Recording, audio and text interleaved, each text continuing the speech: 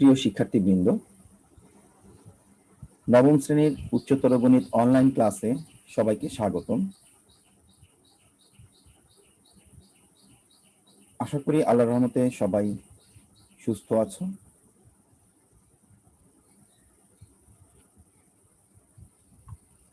আমি সর্বশেষ অনুশীলনী 5.7 অর্থাৎ লেখচিত্রের সাহায্যে দ্বিঘাত সমীকরণের সমাধান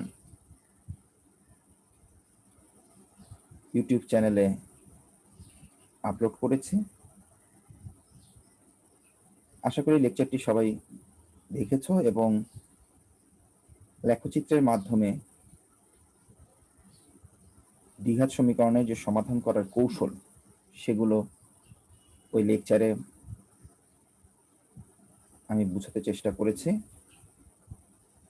এর পূর্বে আমি অধ্যায় 8 ত্রিকোণমিতি, যার অনুশীলনী 8.1-2 সম্পর্কিত বেশ কয়েকটি লেকচার ইউটিউবে আপলোড করেছি এবং সমীকরণ চ্যাপ্টারগুলোর লেকচারগুলো ইউটিউব চ্যানেলে আপলোড করা হয়েছে। তো সবগুলো লেকচারই তোমরা আশা করি দেখেছো এবং বুঝতে সক্ষম হয়েছো। তারই ধারাবাহিকতায় আজকে আমাদের নতুন একটি অধ্যায়, ষষ্ঠ অধ্যায়, অনুশীলনী 6.1, যেখানে আমরা অসমতা বা ইনইকুয়ালিটি নিয়ে আলোচনা করব। অসমতা ব্যাপারটি আমরা প্রতিনিয়তই বিভিন্ন কথায় ব্যবহার করে আসছি। যেমন করিম রহিমের চেয়ে বড়, অথবা রুনা রুমার চেয়ে বেশি নাম্বার পেয়েছে। এই যে কম বেশি এই সম্পর্কগুলো যখন চিহ্ন আকারে লেখা হয় কোনো সমীকরণের মাধ্যমে, তখনই সেটা হয়ে যায় অসমতা বা ইনইকুয়ালিটি। তো আমরা আমাদের মূল পাঠে প্রবেশ করি। প্রথমে আমরা জানব অসমতার ধারণাগুলো কি। এই কথাগুলো বললে আমরা অসমতা সম্পর্কে বেশ কিছু স্বচ্ছ ধারণা পাব। যেমন একটি ক্লাসে 200 জন স্টুডেন্ট আছে, অর্থাৎ শিক্ষার্থীর সংখ্যা 200। স্বাভাবিকভাবে দেখা যায় ওই ক্লাসে সব দিন সকালে সবাই উপস্থিত থাকে না। কাজে একটি নির্দিষ্ট দিনে যদি শিক্ষার্থীর সংখ্যা এক্স আমরা ধরি, যে এক্স জন উপস্থিত, তাহলে এই এক্স কে আমরা একটি অসমতার মাধ্যমে চিহ্ন দিয়ে প্রকাশ করে লিখতে পারি। অর্থাৎ এভাবে লিখতে পারি 0 less than x less or equal to 100। এখন এটা কিভাবে আমরা লিখলাম বা কেনই বা লিখলাম? এখানে ইকুয়াল দিলাম, এখানে ইকুয়াল দিলাম না কেন? আচ্ছা, যদি কোনো একটা দিন উপস্থিত শিক্ষার্থীর সংখ্যাকে আমরা এক্স ধরে নিই, তাহলে এই এক্স এর মানটা অবশ্যই 200 জন শিক্ষার্থী আছে, তাই 200 সমান হতে পারে। সমান তখনই হবে যদি কোনোদিন সকল শিক্ষার্থী উপস্থিত হয়, বা তার চেয়ে একটু কমও হতে পারে। দেখা গেল 2, 4, 5 জন শিক্ষার্থী নাও আসতে পারে, অসুস্থতার কারণে হতে পারে, কোথাও চলে গিয়েছে, বেড়াতে গিয়েছে, সেই কারণে হতে পারে। এই কারণে লেস অর ইকুয়াল। আর যদি 200 জন শিক্ষার্থী আসে, সেই কারণে ইকুয়াল চলে আসলো, এবং সেটা শূন্যর চেয়ে বড়, অর্থাৎ 0 লেস দেন এক্স। এখানে কিন্তু ইকুয়াল নেই, কারণ এখানে যদি ইকুয়াল হয়ে যায় সেক্ষেত্রে এক্স এর মান 0 সমান হয়ে যাবে। কিন্তু এক্স এর মান কখনোই 0 সমান হতে পারে না, কারণ স্বাভাবিক ক্লাস চলাকালীন সময় কোনো শিক্ষার্থী উপস্থিত হয় না, এরকম ঘটনা দেখা যায় না। সেক্ষেত্রে সেটা ক্লাসের দিন হবে না, সেটা হবে ছুটির দিন। কাজে ক্লাস চলাকালীন সময় উপস্থিত শিক্ষার্থীর সংখ্যাকে আমরা এইভাবে একটি অসমতা চিহ্ন ব্যবহার করে 0 less than x less or equal 200 এই আকারে প্রকাশ করতে পারি। একইভাবে আমরা দেখতে পাই কোন নিমন্ত্রিত অনুষ্ঠানে সবাইকে বলা হলেও সেই অনুষ্ঠানে কিন্তু অনেকেই উপস্থিত থাকতে পারে না।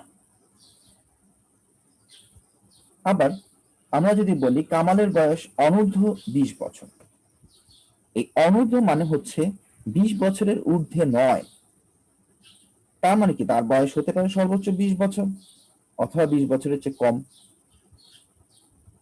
এবং একটা মানুষের জন্মের পর থেকে তার বয়স গণনা শুরু হয়ে যায়, সেক্ষেত্রে তার বয়স কখনোই শূন্য হতে পারে না। অর্থাৎ কামালের বয়স 0 less than x less or equal 20, এখানেও এই একই কারণে লেস অর ইকুয়াল হয়েছে যে সর্বোচ্চ এখানে 20 হতে পারে, তার বয়স 20 বছর হয়ে গেছে, সেক্ষেত্রে ইকুয়াল। যদি 19 বছর হয় সেই জন্য লেস দেন, 18 বছর হলে লেস দেন, এবং 0-র চেয়ে বড় অর্থাৎ কামালের বয়স কত আমরা বুঝতে পারছি না, সেই কারণে 0-র চেয়ে অবশ্যই তার বয়স বেশি হবে। কোন পরীক্ষায় মোট নম্বর 100 হলে পরীক্ষার্থীদের প্রাপ্ত নাম্বার অসমতার মাধ্যমে প্রকাশ করো। এরকম প্রশ্ন যদি বলে তাহলে আমরা এই একইভাবে এক্স ধরে নিব প্রশ্নের নাম্বার। একজন শিক্ষার্থী এক্স নাম্বার পেয়েছে, তাহলে ওই এক্স নাম্বারটি অবশ্যই 100-র চেয়ে ছোট হবে বা তার সমান হতে পারে, কারণ কেউ 100-তে 100 পেতে পারে, এবং সেটা 0 সমান বা 0-র চেয়ে বড় হতে পারে, কারণ নাম্বার কখনো ঋণাত্মক হয় না, এই জন্য 0-র চেয়ে ছোট হবে না, এবং কেউ 0ও পেতে পারে, সেই জন্য ইকুয়াল হলো। তাহলে আগের এই কন্ডিশনগুলোতে ইকুয়াল ছিল না 0-র সাথে, কিন্তু এই কন্ডিশনে এসে কিন্তু ইকুয়াল চলে আসলো। আসলে এই অসমতার ধারণাগুলো বাস্তব প্রেক্ষাপটের ভিত্তিতে এই চিহ্নগুলো চিন্তা করে দিতে হবে। এভাবে আমরা অসমতা নিয়ে বেশ কিছু ধারণা পেয়ে গেলাম, এবং অসমতাগুলো কিভাবে লিখতে হয়, অসমতার চিহ্নগুলো কি, এই সম্পর্কে আমরা একটা জ্ঞান লাভ করলাম। এবার বাস্তব সংখ্যার ক্ষেত্রে আমরা অসমতার কিছু নিয়ম বা বিধি আমরা একটু দেখব। প্রথম খেয়াল করো, a গ্রেটার দেন b, অর্থাৎ a কে আমরা বড় ধরেছি, গ্রেটার দেন b, a এবং b দুটোই কোনো বাস্তব সংখ্যা হবে। তবে যদি এরা দুটো বাস্তব সংখ্যা হয়, যদি এবং কেবল যদি a মাইনাস b ধনাত্মক হবে, এবং একইভাবে যদি a b এর চেয়ে ছোট হয় অর্থাৎ a লেস দেন b হয়, হবে এটা যদি এবং কেবল যদি a মাইনাস b ঋণাত্মক হয়। আর ধনাত্মক হলে সেটা গ্রেটার দেন 0 হবে, ঋণাত্মক হলে সেটা লেস দেন 0 হবে, এটা আমরা বুঝি। এখন এই মূল কারণটা হচ্ছে আমরা একটা সংখ্যা ধরে নিলাম, a এর মান 5, b এর মান 3, 5 অবশ্যই 3 এর চেয়ে বড়, সেই ক্ষেত্রে 5 থেকে 3 বিয়োগ করলে যে মান পাবো সেটা অবশ্যই 0-র চেয়ে বড়। আবার একইভাবে এখানে যদি a এর মান ধরে নেই 3, b এর মান ধরে নেই 5, 3 থেকে 5 বিয়োগ করলে হবে -2, যা ঋণাত্মক সংখ্যা, এবং ঋণাত্মক সংখ্যা অবশ্যই 0-র চেয়ে ছোট। এভাবে বাস্তব সংখ্যার কিছু ক্ষেত্রে আমরা অসমতার কিছু ব্যবহার দেখলাম। এবার চলে আসি অসমতার কয়েকটি বিধি বা নিয়ম। যদি a b এর চেয়ে ছোট হয়, তাহলে আমরা বলতে পারি b এর চেয়ে বড়। অর্থাৎ এই ক্ষেত্রে বুঝতে হবে এই চিহ্নটা দিয়ে যে কে কার চেয়ে বড়। যদি বলা থাকে a লেস দেন b, সেই ক্ষেত্রে হবে a ছোট b বড়, তাহলে এটাকে আমরা এভাবে লিখলাম b গ্রেটার দেন a, অর্থাৎ b বড় a ছোট। একই কথা ঘুরিয়ে লিখলাম। আবার এই ক্ষেত্রে দেখো a গ্রেটার দেন b, এক্ষেত্রে কিন্তু আবার a বড় b ছোট। তাহলে এরকম টাইপ যদি থাকে যে a গ্রেটার দেন b, এখানে অসমতার চিহ্ন হচ্ছে গ্রেটার দেন চিহ্ন। আমি c একটি মান এখানে উভয় পক্ষে যোগ করলাম, এবং পরে আবার c একটি মান উভয় পক্ষে বিয়োগ করলাম। এই c মান ধনাত্মক হতে পারে, c মান ঋণাত্মক হতে পারে। কাজে ধনাত্মক বা ঋণাত্মক যাই হোক না কেন, আমি যদি এখানে যোগ করি অথবা বিয়োগ করি, অসমতার যে চিহ্ন দেখো খেয়াল করে, এখানে প্রথমে গ্রেটার দেন ছিল, সেটা অপরিবর্তিত রয়েছে। তাহলে এখান থেকে আমরা একটি সংজ্ঞায় চলে আসতে পারি বা একটি প্রতিপাদনে চলে আসতে পারি, যে কোনো ধনাত্মক বা ঋণাত্মক সংখ্যা অসমতায় যোগ অথবা বিয়োগ করলে অসমতার চিহ্নের কোনো পরিবর্তন হবে না। একইভাবে এখানে যদি a লেস দেন b হতো, সেক্ষেত্রেও a plus C less than b plus C, চিহ্নের পরিবর্তন হতো না, এবং a minus C less than b minus C হতো। আবার যদি a গ্রেটার দেন b হয়, তাহলে ac গ্রেটার দেন bc, এবং এখানে বলা আছে c কোনো ধনাত্মক সংখ্যা, এবং a by c greater than b by c, যেখানে c কোনো ধনাত্মক সংখ্যা। এইবার আসছি আমরা গুণ এবং ভাগের ক্ষেত্রে। কোনো অসমতায় যদি একটি ধনাত্মক সংখ্যা দিয়ে উভয় পক্ষে গুণ অথবা ভাগ করি, তাহলে অসমতার চিহ্ন কোনো পরিবর্তন হচ্ছে না। অর্থাৎ ধনাত্মক সংখ্যা দিয়ে যদি গুণ করা অথবা ভাগ করা যায় অসমতার উভয় পক্ষে, তাহলে চিহ্নের কোনো পরিবর্তন হবে না। কিন্তু কোনো ঋণাত্মক সংখ্যা দিয়ে যদি গুণ অথবা ভাগ করা হয়, সেক্ষেত্রে অবশ্যই চিহ্ন পরিবর্তন হবে। লক্ষ্য করো শিক্ষার্থীরা, a গ্রেটার দেন b আছে, আমরা c ধরেছি কোনো ঋণাত্মক সংখ্যা যেটা শূন্যর চেয়ে ছোট, সেটা দিয়ে আমরা উভয় পক্ষে গুণ করলাম। গুণ করাতে প্রথম চিহ্নটা ছিল a গ্রেটার দেন b, সেটা হয়ে গেছে a লেস দেন b, এবং অনুরূপভাবে a by c a greater than b হলে a by c less than b by c, এখানেও দেখো গ্রেটার দেন চিহ্ন ছিল, হয়ে গেল লেস দেন। তাহলে এই যে ঋণাত্মক কোনো সংখ্যা দিয়ে যদি আমরা গুণ অথবা ভাগ করি, তাহলে অসমতার চিহ্ন পরিবর্তন হবে। কিন্তু যোগ বিয়োগ করলে কিন্তু অসমতার চিহ্ন কোনো পরিবর্তন হয়নি। কাজে এই জিনিসগুলো মাথায় রাখতে হবে। যোগ বিয়োগ করলে ঘটনাগুলো কি ঘটে, গুণ ভাগ করলে কি ঘটে। গুণের সময় বা ভাগের সময় ধনাত্মক সংখ্যা দিয়ে গুণ করলে চিহ্নের পরিবর্তন হয় না, কিন্তু ঋণাত্মক সংখ্যা দিয়ে গুণ করলে চিহ্নের পরিবর্তন অবশ্যই হবে। এই বিধিগুলো আমাদেরকে মনে রাখতে হবে এবং সেই অনুযায়ী আমাদেরকে সামনে অগ্রসর হতে হবে, কারণ পরবর্তী অঙ্কগুলোতে আমরা এই ধরনের সূত্রগুলো বা নিয়মগুলো আমরা ব্যবহার করব। এবার শিক্ষার্থীরা আমরা কিছু অঙ্কে চলে আসি। আমাদের প্রথম অঙ্ক 3 × x - 2 > 6, অসমতাটিকে সমাধান করো এবং সমাধান সেট সংখ্যা রেখায় প্রকাশ করো। এর অর্থ হচ্ছে প্রথমে এটাকে সমাধান করতে হবে, তারপর এখান থেকে সমাধান সেট লিখতে হবে, এবং তারপর আমাদেরকে সংখ্যা রেখায় প্রকাশ করতে হবে। আমরা এই ধরনের অঙ্কগুলো সাধারণত 2 মার্কের জন্য অথবা 4 মার্কের জন্য আসে। শুধু সমাধান বললে 2 মার্ক আসবে, যদি সংখ্যা রেখার সমাধান সেট বের করে সংখ্যা রেখায় প্রকাশ করতে পারে তখন 4 মার্কের জন্য আসতে পারে। তাহলে এই অঙ্কগুলো কিভাবে আমরা সমাধান করব? প্রথম যে অসমতাটি দেয়া আছে সেটি লিখলাম। লেখার পর আমরা এই অসমতায় আমাকে সবসময় লক্ষ্য রাখতে হবে যে এখানে x এর একটি সমাধান বের করতে হবে। সেই জন্য x এর সাথে যে সংখ্যাটা থাকবে যদি গুণাকারে থাকে, সেটাকে আমাকে রিমুভ করতে হবে বা বাদ দিতে হবে। সেই জন্য আমরা উভয় পক্ষকে 3 দ্বারা ভাগ করেছি, অথবা আমরা বলতে পারি উভয় পক্ষকে 1/3 দ্বারা গুণ করে। 1/3 দ্বারা গুণ করা যে কথা, 3 দ্বারা ভাগ করা একই কথা। সেটা করলে আমাদের এখানে চলে আসছে x - 2 লেস দেন 6/3, এটাকে ক্যালকুলেট করলে হবে 2। এখন অনেক শিক্ষার্থীরাই যেটা চা বা এই 2টা মাইনাস আকারে আছে এটাকে ডান দিকে প্লাস করে নেই, কিন্তু অসমতায় কখনো পক্ষান্তর করা যায় না। সেক্ষেত্রে উভয় পক্ষে এই 2টাকে বাদ দিতে পারলে আমার x এর একটা মান আমি বের করতে পারবো বা একটা অসমতা বের করতে পারবো। সেই জন্য উভয় পক্ষে আমাকে 2 যোগ করতে হবে। কাজে শিক্ষার্থীরা কেউ যদি এই 2টাকে ডান দিকে সরিয়ে প্লাস করে নাও, তাহলেও কিন্তু আমার উত্তর x < 4 হবে, কিন্তু অসমতায় সেটা করা যাবে না। তাহলে অসমতায় উভয় পক্ষে কি করতে হবে? 2 যোগ করতে হবে। যোগ করলে আমার উত্তর চলে আসে x < 4। তাহলে আমাদের সমাধান সেটটা এরকম হবে, x belongs to R, যেহেতু x চলক, এবং x such that x < 4। যেহেতু এখানে ইকুয়াল নেই, শুধু লেস দেন, যখন আমরা সংখ্যা রেখাটা আঁকবো, আমরা একটা সংখ্যা রেখা আঁকলাম যার উভয় দিকে তীর চিহ্ন দিব।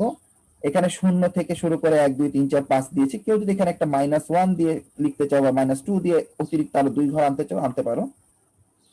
লক্ষ্য রাখবো এই 4 যেহেতু আছে, এই 4টাকে আমরা ইন্ডিকেট করলাম এবং এটাকে সার্কেল তৈরি করলাম। এবং মনে রাখতে হবে যদি এখানে ইকুয়াল থাকতো তাহলে এই সার্কেলটা ফিল আপ করবো, যেহেতু এখানে ইকুয়াল নেই তাই এই সার্কেলটা খালি থাকবে। এবং 4 এর চেয়ে ছোট, আমাকে এই চিহ্নটা লেস দেন চিহ্নটা যেদিকে যেতে বলেছে, দেখো আমার টিক চিহ্নটার সেই দিকে আমরা একটু কালার করে দিচ্ছি বা গাঢ় করে দিচ্ছি। দেখো ডান পাশে কিন্তু গাঢ় নেই, কিন্তু বাম দিকের এই সরল রেখাটায় যে দাগটি আছে সেটি একটু ঘন করা আছে। এটা আমরা পেন্সিলের সাহায্যে এই কাজগুলো করব এবং এই সংখ্যা রেখাটা অবশ্যই পেন্সিল ব্যবহার করে আঁকবো। তাহলে শিক্ষার্থীরা এখানে ইকুয়াল নাই দেখে এই 4 নাম্বার যে ঘরের যে সার্কেলটা সেটা ভরাট করা যাবে না বা খালি রাখতে হবে। এবার আমরা এর পরের অঙ্কে চলে আসি। আমাদের দ্বিতীয় অঙ্ক, z less or equal to half of z plus 3, অসমতাটি সমাধান করো এবং সমাধান সেট সংখ্যা রেখায় প্রকাশ করো। আমাদের এই অঙ্কগুলো এই ধরনেরই আসবে। এই অঙ্কগুলো করার জন্য প্রথম কাজ হবে, যেহেতু z দুই পক্ষে আছে, আমাদের যে কোনো একটা পক্ষে z নিয়ে বাকি পক্ষ থেকে z সরাতে হবে। এখানে দুটার মধ্যে z ছোট আছে হচ্ছে এখানে হাফ অফ z, তাই আমরা উভয় পক্ষে হাফ অফ z বিয়োগ করি অথবা মাইনাস হাফ z যোগ করি, যে কোনো একটা করলেই হবে। হাফ z বিয়োগ করা যে কথা, হাফ অফ z মাইনাস করে উভয় পক্ষে যোগ করা একই কথা। এতে আমাদের এই প্লাস এবং এই মাইনাস হাফ z কাটা চলে যাবে এবং z থেকে হাফ z বাদ দিলে এখানে হাফ অফ z থাকবে। এটা লসাগু করেও তোমরা করতে পারো। আবার আমরা এটাও জানি 1 থেকে হাফ বাদ দিলে হাফ থাকে, সেখান থেকেও করতে পারো। এবং এই হাফ জেড কাটলে এখানে 3 থাকবে। এবং স্বাভাবিক এখানে একটি ভগ্নাংশ আছে, ভগ্নাংশ দূর করার জন্য উভয় পক্ষকে 2 দ্বারা গুণ করতে হবে। তাহলে আমাদের এই সমাধানটা চলে আসে z লেস অর ইকুয়াল 6। এটা হচ্ছে আমাদের অসমতার সমাধান। যেহেতু এখানে চলক z, তাহলে আমাদের সমাধান সেটটা আমরা লিখব z belongs to R such that z less or equal 6। এবং আমরা সংখ্যা রেখায় 0 থেকে 7 পর্যন্ত নিলাম, কেউ মাইনাসও নিতে পারো। 6 নাম্বার ঘরটা ইন্ডিকেট করলাম, যেহেতু এখানে ইকুয়াল আছে, লক্ষ্য করো শিক্ষার্থীরা, এই জন্য আমরা 6 নাম্বার ঘরটার সার্কেলটা কালো কালি দিয়ে ভরাট করলাম। এবং যেহেতু লেস অর ইকুয়াল তীর চিহ্নটা আমাদেরকে বাম দিকে যেতে বলছে, সেই জন্য 6 থেকে বাম দিকের জায়গাগুলো আমরা একটু ঘন করে দিব এবং এই পুরো চিত্রটা আমরা পেন্সিলের সাহায্যে আঁকবো। আমরা এর পরের অঙ্কে চলে আসি।